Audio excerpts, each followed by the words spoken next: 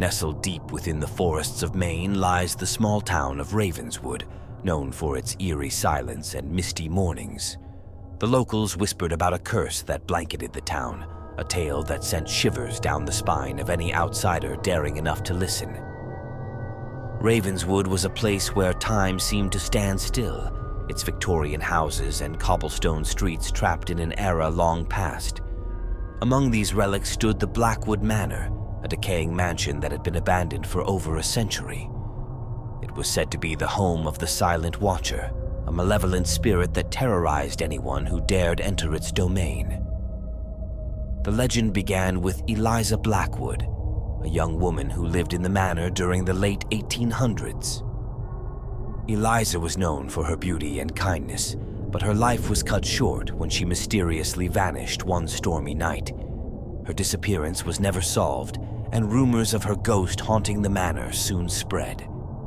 One cold autumn evening, a group of teenagers driven by curiosity and a desire to debunk the town's ghost stories decided to explore Blackwood Manor. Armed with flashlights and bravado, they entered the decrepit mansion, its walls echoing with the creaks and groans of age. As they ventured deeper into the house, the air grew colder and the shadows seemed to dance along the walls. They stumbled upon an old diary in Eliza's bedroom, its pages filled with cryptic entries about a dark presence that watched her every move. The final entry sent chills down their spines. "He is here, watching, always watching." Suddenly, a loud crash echoed through the halls, followed by a bone-chilling whisper, "Leave now or suffer." The teenagers' flashlights flickered, and the air grew thick with an oppressive, malevolent energy. Terrified, they attempted to flee, but the doors slammed shut, trapping them inside. Desperation set in as they searched for another way out. In the basement, they discovered a hidden room filled with old, rusted chains and a crumbling altar.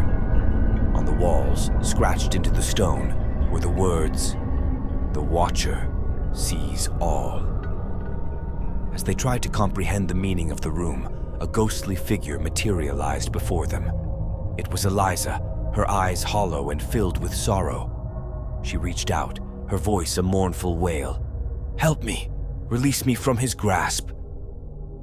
The room grew colder, and the teenagers felt an invisible force pulling them apart. One by one, they were dragged into the shadows, their screams echoing through the manor. Only one girl, Emma, managed to break free and run up the stairs, her heart pounding in her chest. Emma found herself back in Eliza's bedroom, where the diary now lay open to a page she hadn't seen before. It detailed a ritual to banish the Silent Watcher, but it required a sacrifice. As she read the instructions, she realized that she had to choose between her friends' lives and her own. Determined to save her friends, Emma began the ritual, chanting the ancient words inscribed in the diary. The house shook violently, and the malevolent spirit of the Silent Watcher appeared, his eyes burning with rage. He lunged at Emma, but she stood her ground, reciting the final words of the incantation. With a deafening roar, the Silent Watcher was engulfed in flames, his spirit banished to the depths of darkness. The house began to collapse around Emma, but she refused to leave until she knew her friends were safe. As the walls crumbled, the spirits of her friends emerged from the shadows, free from the Watcher's grasp. Together, they fled the manor, barely escaping as it collapsed into a heap of rubble. The curse of Blackwood Manor was finally broken. Ravenswood began to heal, the oppressive gloom lifting from the town. The story of Eliza and the Silent Watcher became a cautionary tale, a reminder of the darkness that once lurked within the heart of their community. Emma and her friends moved on with their lives, forever bonded by the horrors they had faced. They never spoke of that night again, but each knew that Ravenswood would never truly forget the terror that had once haunted its streets.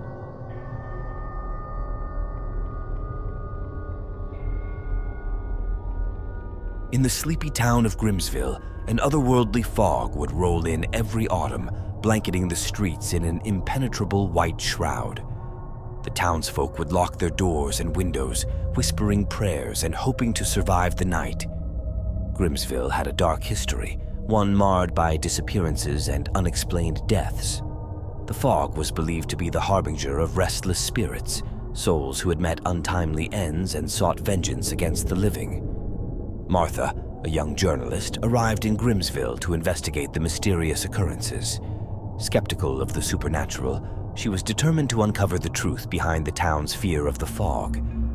Her first night in town, she felt an eerie chill as the fog began to creep in. As the clock struck midnight, Martha heard faint whispers outside her window. Ignoring the warnings from the townsfolk, she ventured out into the fog, her curiosity overriding her fear. The whispers grew louder, forming disjointed words and phrases that seemed to call her name. Martha followed the voices to the edge of town, where an old cemetery lay hidden beneath the fog. The tombstones were cracked and covered in moss, the names of the deceased barely legible. She felt a cold hand brush against her cheek and turned to see a shadowy figure standing among the graves. The figure was a woman, her eyes hollow and her face twisted in agony. She pointed to a grave marked with the name Evelyn Hart. Martha felt compelled to dig, her hands trembling as she unearthed a rusted box. Inside was a diary, its pages yellowed with age. The diary belonged to Evelyn, a woman who had lived in Grimsville over a century ago. It told a tale of love, betrayal, and murder. Evelyn had been falsely accused of witchcraft by her jealous lover, John, and was burned at the stake. Her dying curse brought the fog and the restless spirits to Grimsville. Martha felt a cold presence behind her and turned to see Evelyn's ghost, her eyes filled with sorrow and rage. "He must pay," the ghost whispered, pointing towards the heart of the town. Martha knew she had to find John's descendants and bring them to justice. With the diary in hand, Martha confronted the town's historian, Mr. Thompson, who revealed that John's lineage still lived in Grimsville. His great-great-grandson, Thomas, was a prominent figure in the community. Thomas had always dismissed the stories of the fog as mere superstition. Martha convinced Thomas to join her in the cemetery, where Evelyn's spirit awaited. As they approached her grave, the fog thickened and the whispers grew deafening. Evelyn's ghost appeared, her eyes fixed on Thomas. "You carry his blood," she hissed. "You must atone." Thomas, terrified and confused, begged for forgiveness. Evelyn's spirit began to glow, and the fog swirled around her. "Redeem yourself," she demanded, "by righting the wrongs of your ancestor." Martha handed Thomas the diary, its pages revealing the atrocities committed by John. Determined to end the curse, Thomas publicly acknowledged his ancestors' crimes and made amends with the families affected by John's actions. The townsfolk, seeing his sincerity, joined in the effort to cleanse Grimsville of its dark past.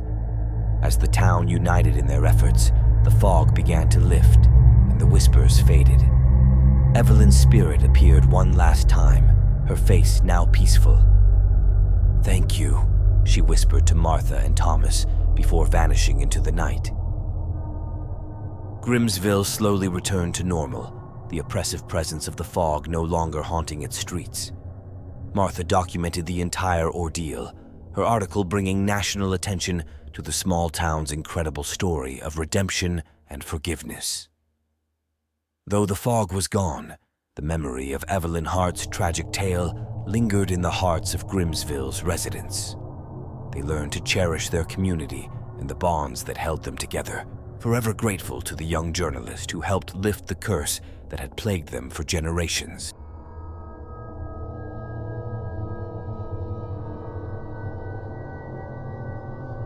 Willow Creek was a picturesque village surrounded by dense woods and a winding river.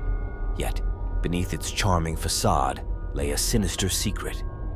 For decades, the townsfolk had lived in fear of the haunting, an inexplicable phenomenon that terrorized the village every winter. The haunting began with the arrival of the first snow. Strange noises echoed through the streets, and ghostly apparitions were seen wandering the town. Livestock disappeared, and those who ventured into the woods never returned. Lucy, a young school teacher, moved to Willow Creek unaware of its dark history. Her arrival coincided with the first snowfall, and she soon learned of the haunting from her students' fearful whispers. Determined to protect the children, Lucy decided to uncover the truth behind the town's curse. She started her investigation at the local library, where she found old records detailing a tragic event from the late 1800s. A group of settlers had perished in a brutal snowstorm, their bodies never recovered. It was believed their spirits roamed Willow Creek, seeking vengeance for their untimely deaths.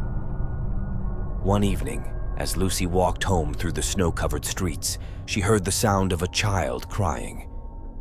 Following the sound, she found a young boy standing at the edge of the woods. His clothes were tattered, and his eyes were hollow and lifeless. The boy beckoned her to follow him into the woods, but Lucy hesitated. She had heard stories of those who were lured into the forest by ghostly children, never to be seen again. Yet, her compassion for the child outweighed her fear, and she cautiously followed. The deeper she went into the woods, the colder it became. The boy led her to a clearing where an old cabin stood, its windows dark and its door slightly ajar. Inside, Lucy found remnants of the settlers' belongings, preserved by the cold. Suddenly, the temperature plummeted, and Lucy felt a cold breath on her neck. She turned to see the spirits of the settlers, their faces twisted in anguish. They spoke in unison, their voices a mournful wail. "Free us from this torment." Lucy discovered an old journal in the cabin, its pages detailing the settlers' final days. They had been betrayed by their leader, a man named Elias, who had stolen their supplies and left them to die. The spirits could not rest until Elias's treachery was exposed and avenged.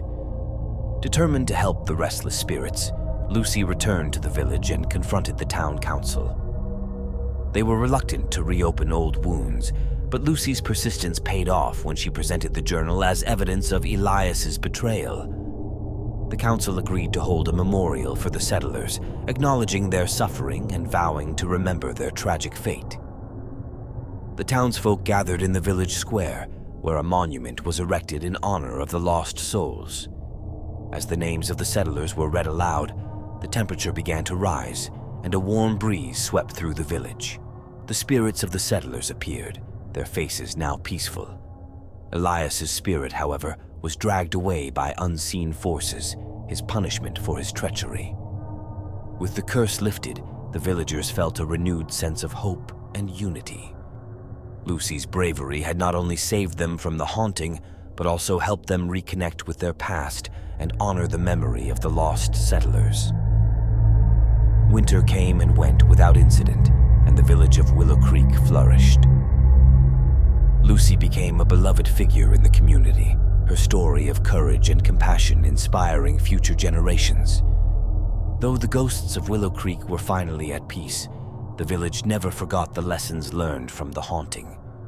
They cherished their history, both the light and the dark, and vowed to always protect and honor the memory of those who had come before them.